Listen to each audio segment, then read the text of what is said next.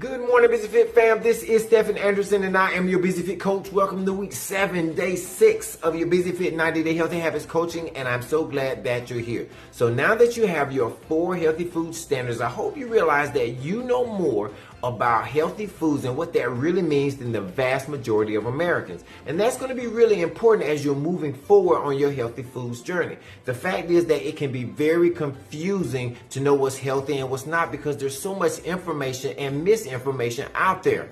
But you have a secret weapon, and that is your body. You're going to be able to know what's healthy and what's not healthy for you because you'll know how to listen to your body and to get those cues to know what is healthy and what's not healthy for you.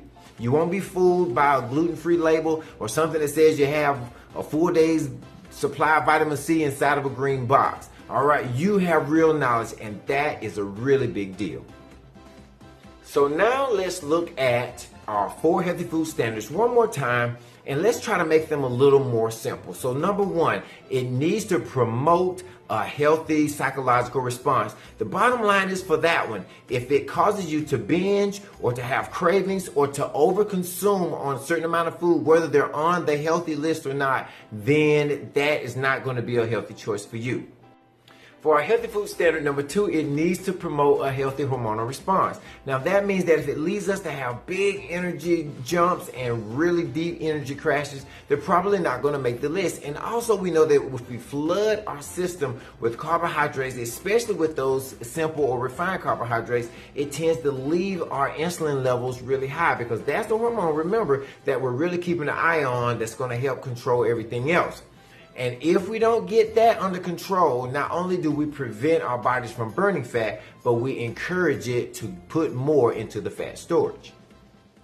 Our number 3 standard is going to be it needs to support a healthy gut. Now for that one, bloating and excessive gas, that's really going to be your dead giveaways there, but you'll figure out what are some other symptoms that may apply to you. Just know that we want to make sure we're supporting a healthy gut for food standard number 3.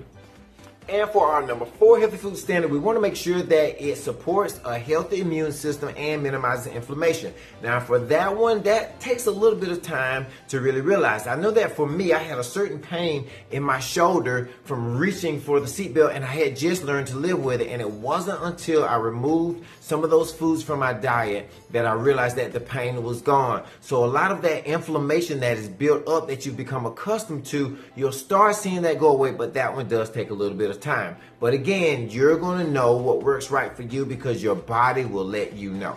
All right, on to our calls to action. Number 1, we want to make sure that our goals that are written down, that we're going through them every single day. And number 2, we're drinking that water first thing in the morning and getting our water level up. And number 3, we're going to make that commitment to ourselves and we're going to stay on track. Stay committed to the goal. This one is really worth sticking to, as all the rest of them are too. All right, number 4, we want to make sure that we're eating slowly to 80%. That one, just keep it in your mind, and the more you think about it, the more you'll be able to do it.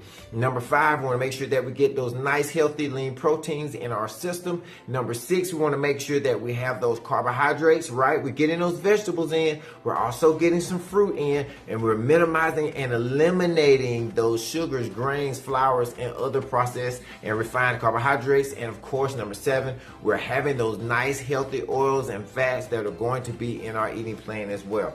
And that is it. Now, don't forget that tomorrow we have the prep up for the setup. So start thinking about what you're going to be doing for that one. And I will tell you that we have one more week before we do our reset. And that is going to be a really big deal because after this reset, you're going to have more knowledge than you'll know what to do with when it comes to being healthy, staying healthy, and learning to listen to your body. And I'll tell you a little bit more about that on tomorrow. All right, until then, persist. Hang in there. Remember, there is always a way. No matter what you're going through, there is always a way. So persist. I will persist until I succeed. I will persist until I succeed because I'll never give up. All right, I'll see you guys tomorrow.